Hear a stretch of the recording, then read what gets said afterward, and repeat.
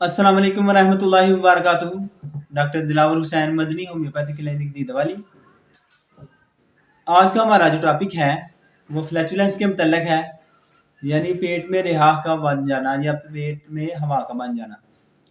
आमतौर पर खाने के बाद पेट में रिहा बन जाती है और कई दफ़ा इस रिहा यानी हवा को खारिज करने में भी दुश्वारी होती है।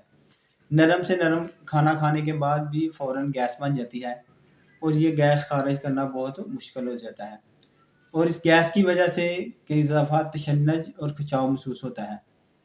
खाना खाने के 2-3 घंटे बाद भी ऐसे महसूस होता है जैसे पेट के अंदर खाना जो पत्थर की तरह सख्त है, यानी हजम नहीं होता। तो इसके लिए आज मैं आपको होम्योपैथी की बेहतरीन अद्वियात बताऊंगा, जो कि आप इस्तेमाल करके इस मसले से निजात हासिल कर सकते हैं। तो चलिए शुरू करते हैं।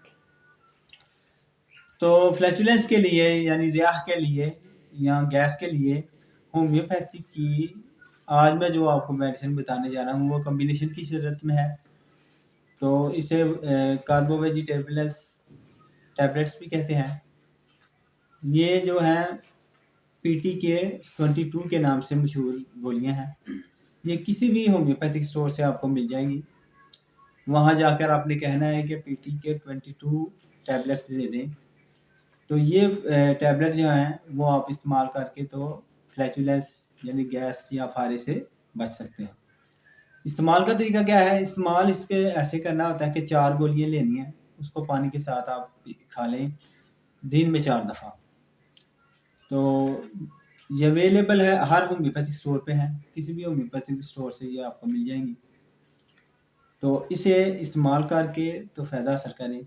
ये कम्बिनेशन की सूरत में है। कम्बिनेशन इसलिए दिया जाता है ताकि अगर पेशेंट आपसे हिस्ट्री ना दे या आप हिस्ट्री ले ना सकें, या कई दफ़ा पेशेंट बोल नहीं सकता, तो ऐसी कंडीशन में कम्बिनेशन आप दें तो इससे मरीज़ बहुत जल्दी ठीक हो जाता है।